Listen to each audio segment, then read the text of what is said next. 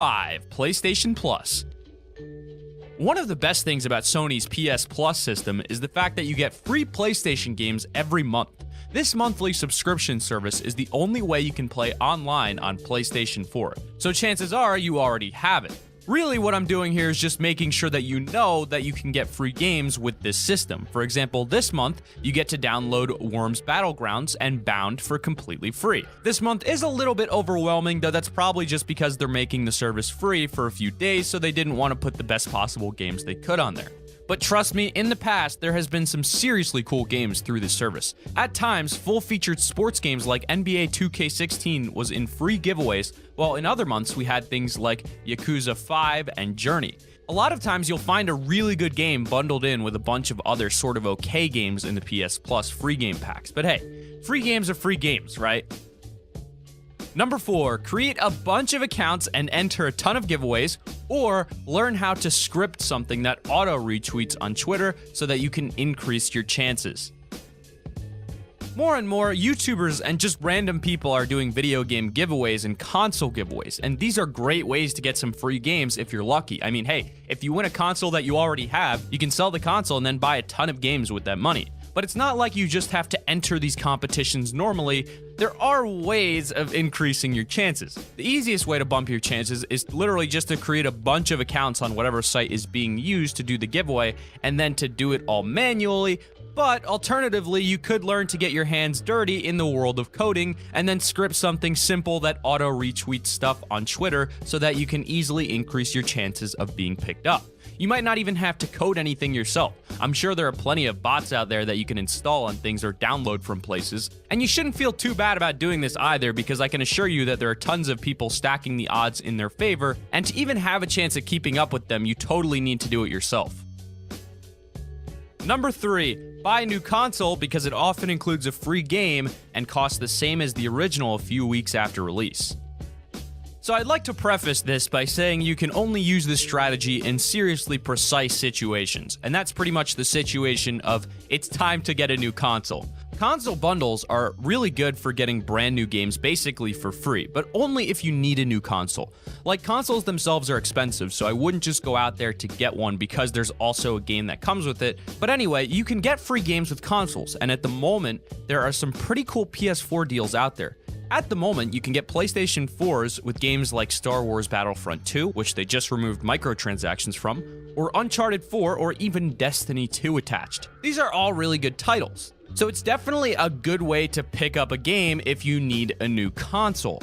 For those totally unaware, the best Black Friday sales are not actually on Cyber Monday online, but the best online sales are actually on Thanksgiving in the United States. I don't know how that works in other countries or if they have Black Friday in other places, but if you've been needing a new console, I recommend getting it on Black Friday, because in that case, you'll probably get it for at least $100 cheaper than the original console alone, and you'll get free games attached.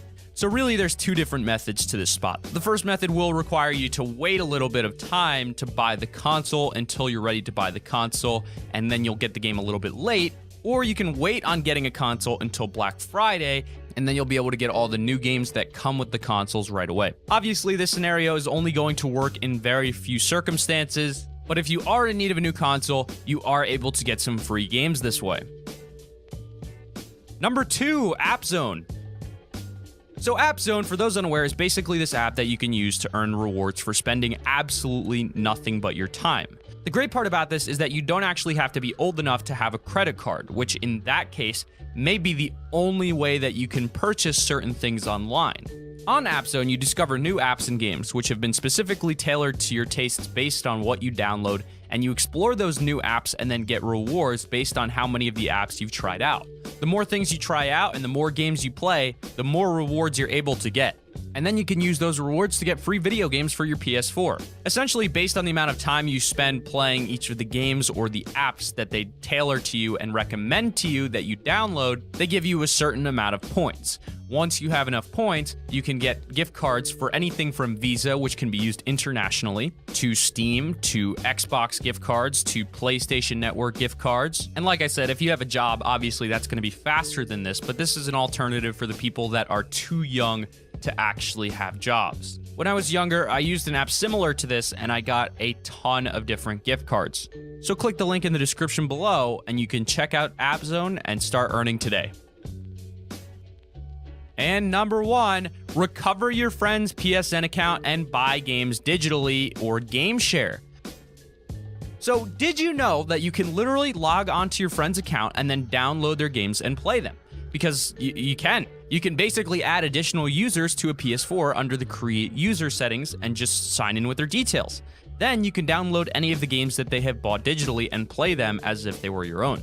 Now, this method of getting free games does come with its own unique drawbacks. For start, to get access to these digital games, the PlayStation account needs to be registered as the PlayStation's primary. And while you can put your account on as many PlayStations as primary as you want, you can only have it as a primary on one account at a time. So if you have this account as primary on your PlayStation, then your friend won't be able to access their own games for the time being. Also, this is technically against the terms of service set out for using the PlayStation Network. So you will have to use this one at your own risk. Although considering I usually game during the nighttime and all of my friends usually game late at night, it wouldn't be so hard for me, for example, to simply recover one of their accounts and play during the day, and then they could hop on during the night. Now, I wouldn't recommend doing this with multiplayer games where people hop on all the time, but I would recommend this for games like Assassin's Creed, where everyone's only interested in beating the story mode, and then once they beat the story mode, they're basically done with the game. That's exactly how it is with games like Zelda as well. There's a number of really good games where people just play to beat the game,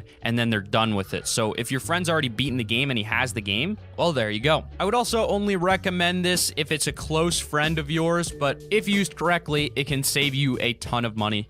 And I'm not allowed to admit that it saved me a ton of money, but it saved me a ton of money.